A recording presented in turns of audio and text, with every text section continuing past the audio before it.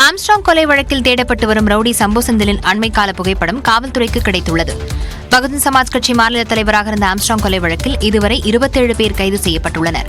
மேலும் கொலை வழக்கில் சம்போ செந்தில் உள்ளிட்டோரை தீவிரமாக காவல்துறையினர் தேடி வருகின்றனர்.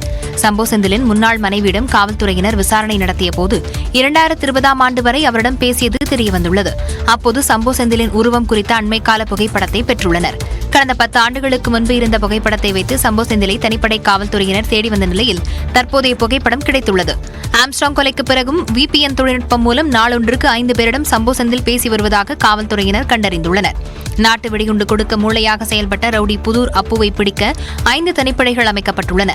சம்போ செந்தில் உத்தரவின் பேரில் புதூர் அப்பு நாட்டு வெடிகுண்டுகளை ஆம்ஸ்ட்ராங் கொலைக்கு சப்ளை செய்தது தெரியவந்துள்ளது. தனது குடும்பத்தினர் மீது தொடர்ந்து அவதூறு பரப்பப்படுவதால் எக்ஸ் தளத்திலிருந்து வெளியேறுவதாக திருச்சி SP வருண்குமார் தெரிவித்துள்ளார். இது தொடர்பாக அவர் பதிவிட்டுள்ள விளக்கத்தில் நாம் தமிழர் கட்சியின் ஒருங்கிணைப்பாளர் சீமானை மறைமுகமாக குறிப்பிட்டுள்ளார். அதில் ஒரு பேட்டியில் தன்னை கடுமையாக சாடியது தொடர்பாக சீமானுக்கு சிவில் மற்றும் கிரிமினல் அவதூறு நோட்டீஸ் அனுப்பியதாகவும் இதற்கு விளக்கமளிக்காமல் அவரது கட்சியினர் தனது குடும்பத்தினரை சமூக வலைதளங்களில் அவமதிப்பதாகவும் குற்றம் சாட்டியுள்ளார். தொடர்ந்து ஆபாச சித்தரிப்பில் ஈடுபடும் இந்த கணக்குகளை ஆராய்ந்தபோது இவை அந்த கட்சியின் ஒருங்கிணைப்பாளரில் தொடங்கி மாநில பொறுப்பாளர்கள் வரை முக்கிய நிர்வாகிகளின் தூண்டுதலால் இயக்கப்படுகிறதா என்ற சந்தேகம் எழுவதாக குறிப்பிட்டுள்ளார். இது தொடர்பாக சைபர் கிரைமில் 3 புகார்கள் அளிக்கப்பட்டு விசாரணை நடைபெற்று வருகிறது என்று அவர் கூறியுள்ளார். நிஜ வாழ்வில் பலரை எதிர்கொள்ளும் சூழலில் இந்த இணைய கூலிப்படையை எதிர்கொள்வது பொருட்டல்ல என்றும் தங்கள் குடும்பத்தினர் மீதான அக்கறைக்காக எக்ஸ் இணைய உரையாடல்களில் இருந்து தற்காலிகமாக தானும் தனது மனைவி நந்திதா IPSம் விலக இருப்பதாகவும் தெரிவித்துள்ளார்.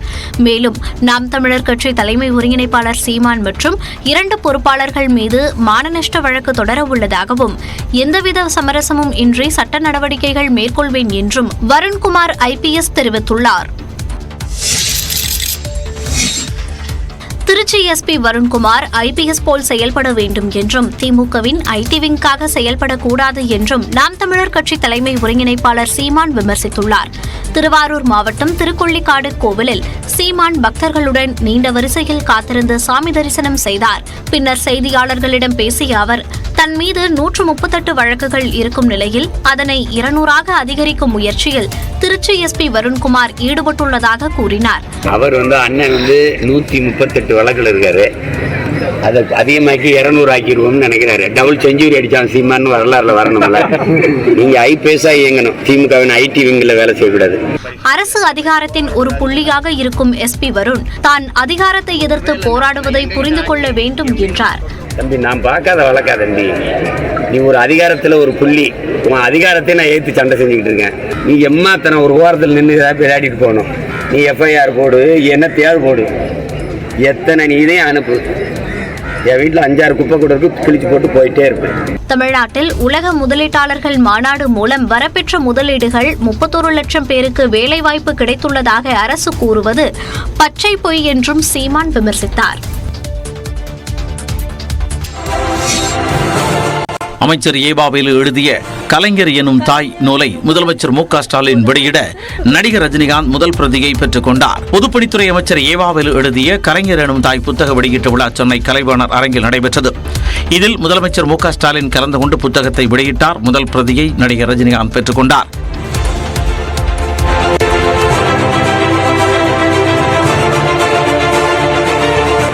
இந்நிகழ்ச்சியில் அமைச்சர்கள், MPக்கள், MLAக்கள், காங்கிரஸ் மாநில தலைவர் செல்வ பெருந்தகை, மதிமுக சார்பில் துரை வைகோ, இந்திய கம்யூனிஸ்ட் சார்பில் முத்தரசன், மார்க்சிஸ்ட் சார்பில் K பாலகிருஷ்ணன், கொங்கு நாடு மக்கள் தேசிய கட்சியின் ஈஸ்வரன், குன்றக்குடி பொன்னம்பர அடிகளார், இந்து என் ராம், ஐஸ்வர்யா ரஜினிகாந்த் ஆகியோர் பங்கேற்றனர்.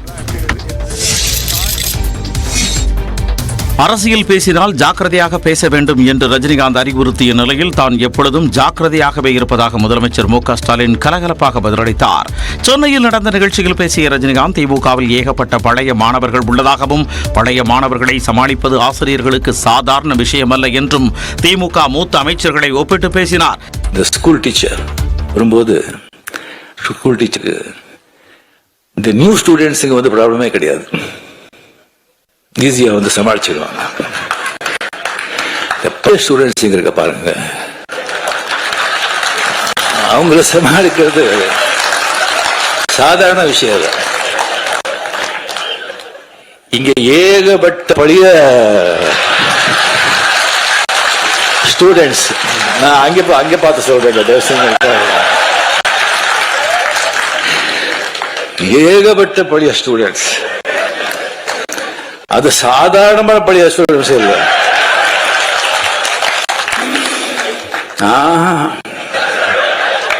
அசாத்தியமானவங்க. எல்லாருமே ஃபெயில் ஆயிட்டாங்க. இல்ல ஒரு ரேங்க் வாங்கிட்டு அந்த கிளாஸ் விட்டு போக மாட்டோம்னு உட்காந்து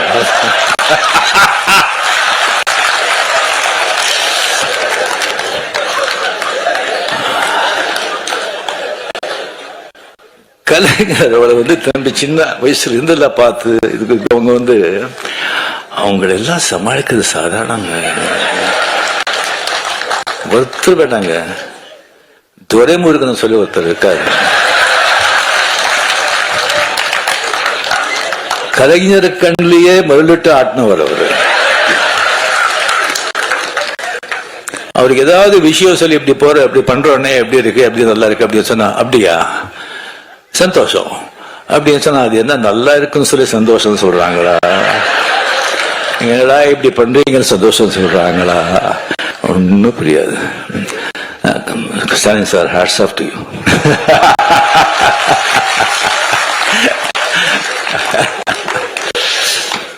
இதற்கு பதிலளிக்கும் வகையில் பேசிய முதலமைச்சர் மு க ஸ்டாலின் தான் ஜாக்கிரதையாகவே இருப்பதாக குறிப்பிட்டார். இந்த நிகழ்ச்சிக்கு முத்தாய்ப்பு வைத்தது போல நம்முடைய சூப்பர் ஸ்டார் வருகை தந்து மனந்திறந்து என்னை ஊக்கப்படுத்தக்கூடிய வகையில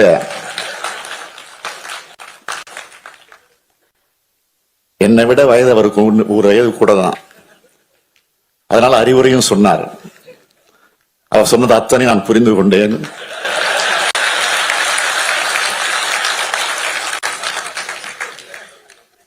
பயப்பட வேண்டாம், எதிலும் நான் தவறிட மாட்டேன், எல்லாத்திலையும் உஷாராக இருப்பேன். இதனால் அரங்கத்தில் சிரிப்பலை எழுந்தது. அனைவராலும் பாராட்டப்படும் அபூர்வமானவர் கருணாநிதி என்று நடிகர் ரஜினிகாந்த் புகழாரம் சூட்டினார்.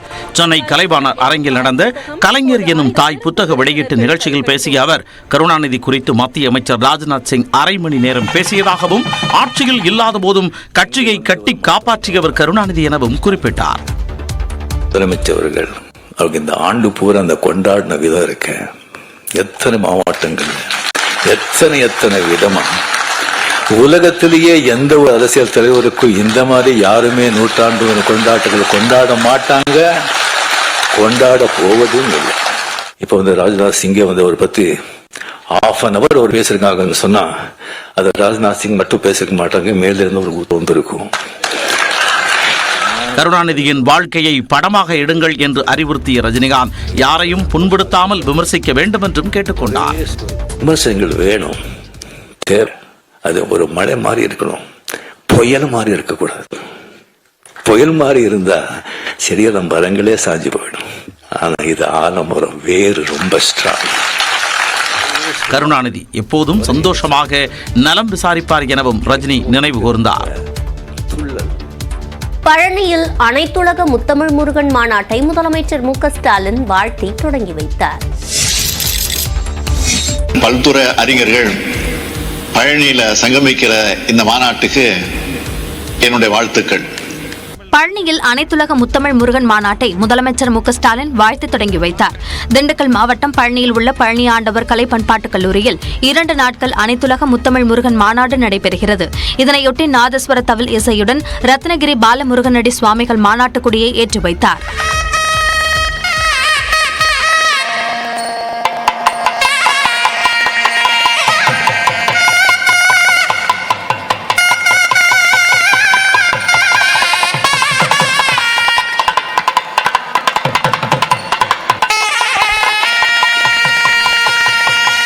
இதனைத் தொடர்ந்து காணொலி வாயிலாக கலந்து கொண்ட முதலமைச்சர் மு க ஸ்டாலின் முருகன் மாநாட்டை தொடங்கி வைத்தார். அப்போது மாநாட்டில் இறை வணக்க பாடலை சீர்காழி சிவ சிதம்பரம் பாடினார்.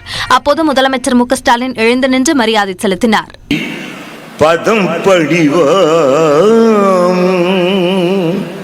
பஞ்சக்கர ஆனை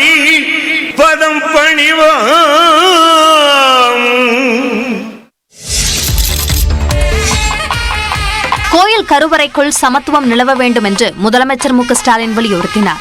பழனியில் அனைத்துலக முத்தமிழ் முருகன் மாநாட்டை தொடங்கி வைத்த முதலமைச்சர் மு க ஸ்டாலின் கடந்த 3 ஆண்டுகளில் தமிழ்நாட்டில் உள்ள கோயில்களில் மேற்கொள்ளப்பட்ட திருப்பணிகள் குறித்து பட்டியலிட்டார். குறிப்பாக நிலம் மீட்பு, புனரமைப்பு பணிகள் உள்ளிட்டவை குறித்து முதலமைச்சர் மேற்கோள் காட்டினார். தொடர்ந்து பேசிய அவர் ஆலய வழிபாடுகளில் தமிழ் மொழி முதன்மை பெற வேண்டும் என்று கூறினார். ஆலய வழிபாடுகள்ல தமிழ் மொழி முதன்மை பெறணும். திருக்கோயில் கருவறைக்குள் மனிதருக்கிடையே பாகுபாடு காட்டாத சமத்துவம் நிலவணும். மக்களின் நம்பிக்கைகளுக்கு திராவிட மாடல் அரசு தடையாக இருக்காது என்றும் முதலமைச்சர் ஸ்டாலின் குறிப்பிட்டார். ஒவ்வொருத்தருக்கும் ஒவ்வொரு விதமான நம்பிக்கைகள் இருக்கும். அதுல உயர்வு தாழ்வு இல்லை. அந்த நம்பிக்கைகளுக்கு திராவிட மாடல் அரசு எப்பவும் தடையா இருந்தது இல்லை. அது மட்டுமல்ல, அனைவரது நம்பிக்கைக்கும் நன்மை செய்து தரக்கூடிய அரசாகவும் செயல்பட்டு வருது. பக்தர்கள் விரும்பும் ஆட்சியாக திமுக அரசு இருப்பதாகவும் ஸ்டாலின் கூறினார். ஓம் சரவணா பவா, ஓம் சரவணா பவா, ஓம் சரவணபவா. பழனியில் அனைத்துலக முத்தமிழ் முருகன் மாநாட்டில் கலந்து கொண்ட ஜப்பான் நாட்டைச் சேர்ந்த பக்தர் ஒருவர் மனமுருகி ஓம் சரவணபவா என கூறிய காட்சிகளே இவை. முத்தமிழ் முருகன் மாநாட்டிற்காக ஜப்பானில் இருந்து தமிழ்நாடு வந்துள்ள பக்தர்கள் தமிழ் மொழியில் முருகனுக்கு இறை வணக்கம் செலுத்தினர்.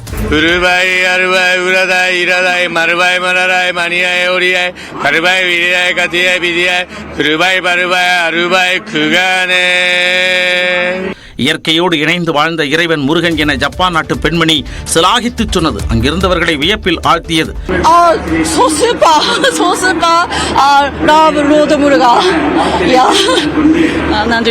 மதுரை மீனாட்சி அம்மனையும் தங்களுக்கு மிகவும் பிடிக்கும் என்று ஜப்பானில் இருந்து வந்த பக்தர்கள் பரவசத்துடன் தெரிவித்தனர்.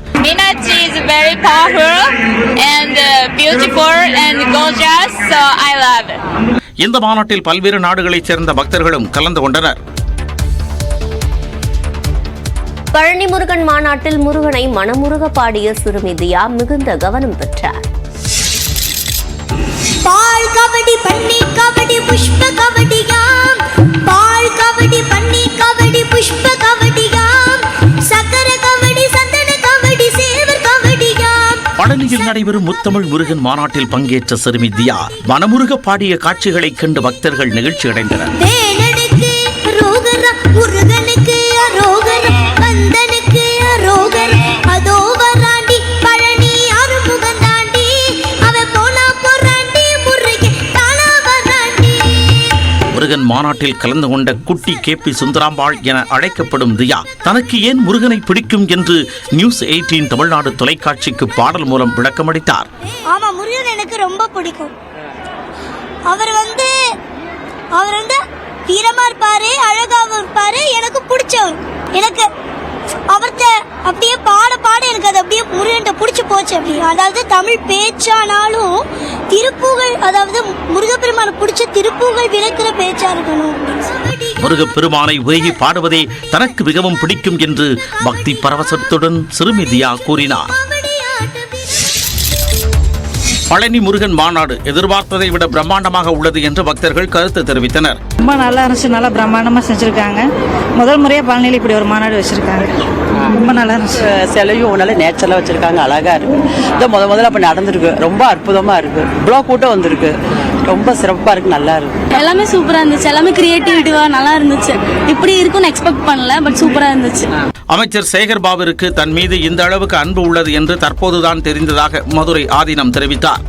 ஐயா அவர்கள் என் மேல ரொம்ப பாசமா இருக்கேன்னு இப்ப தெரிஞ்சுக்கிட்டேன். கிட்டத்தட்ட ஒரு மாசமாக தொலைபேசியில் இந்த நிகழ்ச்சியில கலந்து கொண்டு ஏசியெல்லாம் அனுப்பியிருக்காரு. என்னை பாதுகாப்பா கூட்டிக் கொண்டு விடணும்னு கூட செஞ்சிருக்காரு. இந்த மகாநாட்டில் வரீங்க, நாங்கள் தான் தமிழை வளர்த்ததுக்கு 7ஆம் நூற்றாண்டில் தோன்றிய மதுரை ஆதீனம் தான் காரணம். முருகன் தான் திருஞான சமுத்திரா வந்தார், பெரிய புரட்சி செஞ்சார். இலங்கை பக்தர்கள் தன்னிடம் பேசியது மகிழ்ச்சியாக இருப்பதாக மதுரை ஆதீனம் தெரிவித்தார். பழனியில் நடைபெறும் முத்தமிழ் முருகன் மாநாட்டில் இசை மற்றும் நாட்டிய நிகழ்ச்சிகள் பிரம்மாண்டமாக நடைபெற்றன.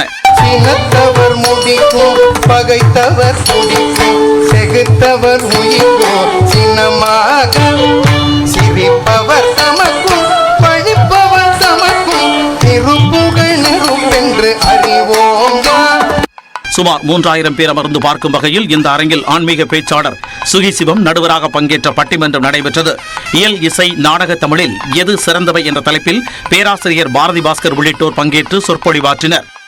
முருகன் அகில உலகத்துக்குமான கடவுள் என்றாலும் தமிழர்களினுடைய ஆவியோடும் உணர்வோடும் உயிரோடும் கலந்திருப்பவன். 3 தமிழுமே அவனை போற்றுகின்றன. இதிலே சிறப்பிடம் இயல் தமிழுக்கு என்று நான் ஏன் நினைக்கின்றேன் என்றால், இசைத்தமிழும் நாடகத் தமிழும் இயல் தமிழின் கட்டமைப்பிலே ஏறி நிற்பவை என்று நான் நினைக்கின்றேன். தொடர்ந்து கர்நாடக இசைக்கலைஞர் சுதா ரகுநாதனின் இசை நிகழ்ச்சி மனதை வருடும் வகையில் அமைந்தது. பழனியில் நடைபெறும் முத்தமிழ் முருகன் மாநாட்டின் அரங்கு பக்தர்கள் பலரையும் வியப்பில் ஆழ்த்தியுள்ளது. குகை வடிவிலான பிரம்மாண்டமான அரங்கின் முகப்பில் சிவன், பார்வதி, முருகன், விநாயகர், அருணகிரிநாதர், வீரவாக உள்ளிட்டோர் வீற்றிருப்பது போன்று அமைக்கப்பட்டுள்ளன.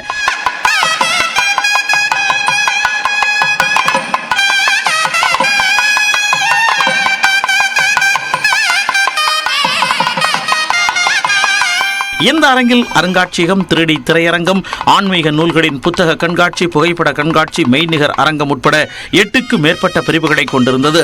புகைப்பட கண்காட்சியில் உலகில் உள்ள அனைத்து முருகன் கோவில்களின் சிறப்புகளும் விவரிக்கப்பட்டிருந்தன. மேலும் அமைச்சர்கள், ஆதீனங்கள் உள்ளிட்டோர் மெய்நிகர் தொழில்நுட்பம் மூலம் 6 படை வீடுகளுக்கும் சென்று முருகனை தரிசித்த உணர்வை பெற்றனர்.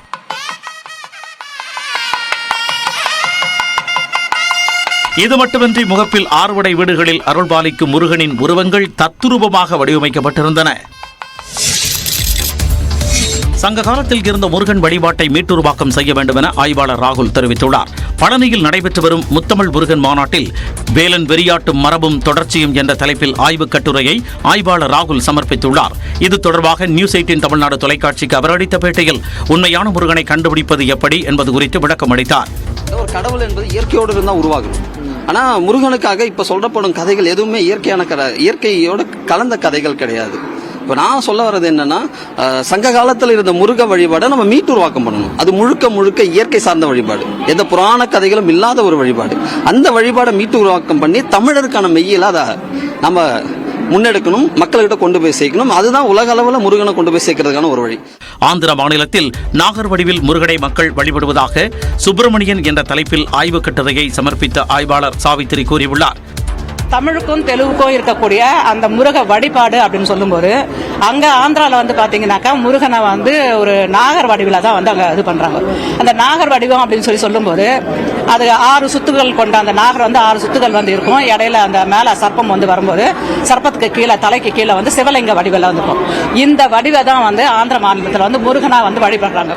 வள்ளிக்காக முருகன் நாகமாக மாறியதாகவும் ஆய்வாளர் சாவித்திரி விளக்கம் அளித்துள்ளார். முத்தமிழ் முருகன் மாநாட்டில் முதலமைச்சர் மு.க. ஸ்டாலின் நேரில் கலந்து கொள்ளாதது ஏன் என பாஜக மூத்த தலைவர் தமிழிசை சவுந்தரராஜன் கேள்வி எழுப்பியுள்ளார். முதலமைச்சர், நான் கேட்கிறேன், இதே போல ஒரு மாநாடு, சிறுபான்மை இன சகோதரர்களின் நம்பிக்கைக்குரிய மாநாடு தமிழகத்தில் எங்காவது இதே மாதிரி மாநில மாநாடு நடந்தால் அங்கே முதலமைச்சர் சென்று தொடங்கி வைக்காமல் இருப்பாரா? ஆக இது பேருக்கு என்று ஒன்று நடத்துவார்கள். ஆனால் நாங்கள் எங்கள் நிலைப்பாட்டில் அப்படியே தான் இருப்போம். அண்ணாவின் தமிழை பின்பற்றியவர்கள் ஆண்டாளின் தமிழையும் பின்பற்ற வேண்டிய காலம் வரும் என்றும் தமிழிசை குறிப்பிட்டார். தமிழகத்தில் இவர்கள் பெரியார் கொள்கையை சார்ந்தவர்கள், பெரியாரின் கொள்கையையும் வழிபற்றக்கூடிய காலம் வெகு விரைவில் வரும். அண்ணாவின் தமிழை பின்பற்றியவர்கள் ஆண்டாளின் தமிழையும் பின்பற்ற வேண்டி வரும் என்பதை இந்த மாநாடு வலியுறுத்துகிறது. தமிழ்நாடு ஆன்மீக பூமி என்பதை முத்தமிழ் முருகன் மாநாடு உணர்த்துவதாகவும் தமிழிசை சவுந்தரராஜன் தெரிவித்தார். மத அடிப்படையிலான விழாக்களை அரசு நடத்துவது தவிர்க்கப்பட வேண்டும் என மார்க்சிஸ்ட் கம்யூனிஸ்ட் மாநில செயலாளர் கே. பாலகிருஷ்ணன் கூறியுள்ளார். தமிழ்நாடு அரசின் இந்து சமய அறநிலையத்துறை சார்பில் அனைத்துலக முத்தமிழ் முருகன் மாநாடு பழனியில் நடைபெற்று வருகிறது. இது தொடர்பாக எக்ஸ் பக்கத்தில் பதிவிட்டுள்ள கே. பாலகிருஷ்ணன், மதத்தில் இருந்து அரசு விலகி நிற்க வேண்டும் என்பதே மதச்சார்பின்மை கோட்பாட்டின் அடிப்படை என கூறியுள்ளார்.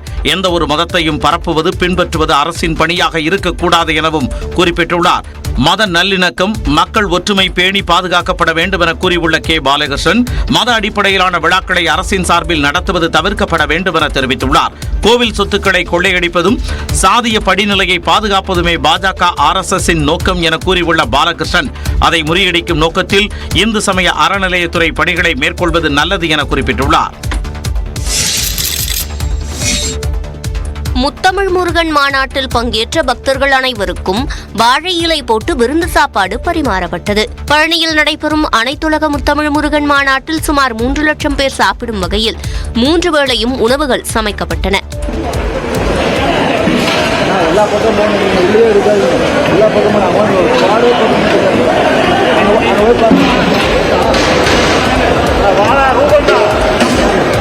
பணக்கருப்பட்டி, பருத்திப்பால் அல்வா, மலபார் கீ ரைஸ், சாதம், ஆந்திரா பருப்பு பொடி, மா, இஞ்சி தொக்கு உள்ளிட்டவை சிறப்பு இடம் பிடித்தன. நார்மல் அன்னதான மாதிரி ஒரு இது மாதிரிலாம் இல்லைங்க. நம்ம இது ஒரு கல்யாண வீட்டு மாதிரி நம்ம ஸ்வீட்ல இருந்து வெரைட்டியாக தான் கொடுக்குற ஸ்வீட்டு, அரிசி பருப்பு சாதம், தயிர் சாதம், வெஜிடபிள் பிரியாணி, வடகம், ஆனியன் ரைத்தா, ஒரு பொரியல், அதாவது ஒரு பொரியல் பார்த்தீங்கன்னா கம்பல்சரி மஸ்ட் ஒரு பொரியல் கொடுத்துட்டே இருக்கிறோம். பக்தர்கள் அனைவருக்கும் முருகனின் ராஜ அலங்கார படம், திருநீரு, குங்குமம், 200 கிராம் பஞ்சாமிர்தம், கந்தசஷ்டி புத்தகம், லட்டு, முறுக்கு என 10 பரிசு பொருட்கள் அடங்கிய பிரசாத பைகள் வழங்கப்பட்டன. மேகதாது அணை திட்டத்தை தடுத்து நிறுத்த தமிழ்நாடு அரசு அனைத்து முயற்சிகளையும் செய்யும் என நீர்வளத்துறை அமைச்சர் துரைமுருகன் கூறியுள்ளார். மேகதாது அணை திட்டத்தை தடுத்து நிறுத்த தமிழ்நாடு அரசு அனைத்து முயற்சிகளையும் சட்டப்பூர்வமான நடவடிக்கைகளையும் தொடர்ந்து மேற்கொண்டு வருவதாக அமைச்சர் துரைமுருகன் தெரிவித்துள்ளார். அவர் வெளியிட்டுள்ள அறிக்கையில், மத்தியில் புதிய அரசு பொறுப்பேற்ற பிறகு கடந்த ஜூலை 5ஆம் தேதி ஜல்சக்தி துறை அமைச்சரை தான் நேரில் சந்தித்து 2023-2024 பாசன ஆண்டில் பிலிகுண்டுலுவில் வழங்க வேண்டிய நீரை வழங்க கர்நாடகாவிற்கு உத்தரவிடுமாறு கோரியதாக குறிப்பிட்டுள்ளார். மேகதாது அணை திட்டம் தொடர்பான வழக்குகள் நிலுவையில் இருப்பதையும் சுட்டிக்காட்டி இத்திட்டத்தை நிராகரிக்குமாறு அமைச்சகத்திற்கு உத்தரவிடுமாறு வலியுறுத்தி மீண்டும் ஒரு கோரிக்கை மனுவை வழங்கியதாகவும் துரைமுருகன் தெரிவித்துள்ளார். மேகதாது அணை தொடர்பாக தமிழ்நாடு அரசு தாக்கல் செய்துள்ள மனுக்கள் விசாரணைக்கு எடுத்துக் கொள்ளப்படும் போது வலுவான வாதங்கள் முன்வைக்கப்படும் என்றும், காவிரி நடுவர் மன்றம் 2007ஆம் ஆண்டில் அளித்த இறுதி தீர்ப்பிலும், உச்சநீதிமன்றம் 2018ஆம் ஆண்டில் அளித்த தீர்ப்பிலும் கர்நாடகாவில் மேகதாது அணைக்கு அனுமதி அளிக்கப்படவில்லை எனவும் குறிப்பிட்டுள்ளார். மத்திய நீர்வள குழுமத்தின் பன்மாநில நதிநீர் இயக்குநரகம், வனம் மற்றும் சுற்றுச்சூழல் அமைச்சகம் மற்றும் படுகை மாநிலங்களின் ஒப்புதல் பெறாமல் மேகதாது அணை கட்ட இயலாது என்றும் துரைமுருகன் தெரிவித்துள்ளார். கள்ளர் சீரமைப்பு பள்ளிகளை பள்ளி கல்வித்துறையோடு இணைக்கும் முயற்சியினை அரசு கைவிட வலியுறுத்தி அதிமுக சார்பில் மதுரை செக்கானூரணியில் உண்ணாவிரத போராட்டம் நடைபெற்றது. இந்த போராட்டத்தில் முன்னாள் அமைச்சர்கள் திண்டுக்கல் சீனிவாசன், செல்லூர் ராஜு, நத்தம் விஸ்வநாதன் ஆகியோர் கலந்து கொண்டு உரையாற்றினர். அப்போது பேசிய திண்டுக்கல் சீனிவாசன், பாஜக கூட்டணியை விட்டு ஏன் அதிமுக வெளியேறியது என்பதை விவரித்தார். எடப்பாடியார் அவர்களும் நாங்களும் சொன்னோம், அடுத்த பிரதமர் நரேந்திர மோடி, மாற்று கருத்து இல்லை. ஆனால் அவர்கள் தரப்பில் இருந்தவர்கள் அடுத்த முதலமைச்சர் அவருடைய கட்சியை சேர்ந்த ஒருவர் என்று சொல்லுகின்ற பொழுது நாங்க என்ன இழிச்சவாயனா, என்னையா குட்ட குட்ட குடிவோன் முட்டாள். அதேபோல பேசிய முன்னாள் அமைச்சர் செல்லூர் ராஜு, கள்ளர் சீரமைப்பு பள்ளிகளை பள்ளி கல்வித்துறையோடு இணைக்கும் முயற்சியை கைவிட வேண்டும் என்றார். நாங்கள் பள்ளி கல்வித்துறை இயக்குநருக்கு கீழே இந்த கள்ளர் சீர்மரபு பள்ளிகளை கொண்டு வருவதற்கு இதுவரை எந்த நடவடிக்கையும் இல்லை. ஆனால் இனி நடவடிக்கை எடுக்கப்படும் என்பதை மறைமுகமாக சொல்றார். தொடர்ந்து பழச்சாறு அருந்தி முன்னாள் அமைச்சர்கள் உண்ணாவிரத போராட்டத்தை நிறைவு செய்தனர். புதிதாக அரசியலுக்கு வருபவர்களை நம்பி இளைஞர் சமுதாயம் ஏமாற வேண்டாம் என அமைச்சர் KKSSR ராமச்சந்திரன் தெரிவித்துள்ளார். இன்றைக்கு பல அரசியல் கட்சி தலைவர்கள் வருகிறார்கள், மேடையிலே உங்களுக்கு பிடித்ததை போல பேசுவார்கள், நடக்க முடியாது என்றால் பேசுவார்கள். அதையெல்லாம் நம்பி இந்த இளைஞர் சமுதாயம் ஏமாற்ற போகாமல் எது நடக்கும், என்ன காரணம் என்று சொன்னால் அவர் எந்த காலத்தில் ஆளுங்கட்சியாக வரப்போவதில்லை. பொறுப்புக்கு வந்தால் தானே சொல்வதை செய்ய வேண்டும். புதியதாக எத்தனை கட்சிகள் வந்தாலும் பரவாயில்லை என அதிமுக முன்னாள் அமைச்சர் கடம்பூர் ராஜு தெரிவித்துள்ளார்.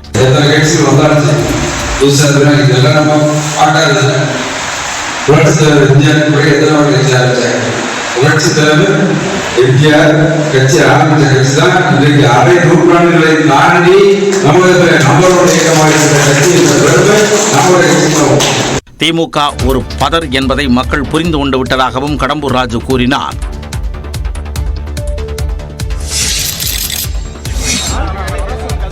நடிகர் விஜய் அரசியலில் நினைத்தது எல்லாம் நிறைவேற இறைவனை பிரார்த்தனை செய்வதாக நடிகர் ராகவா லாரன்ஸ் அறிவித்துள்ளார்.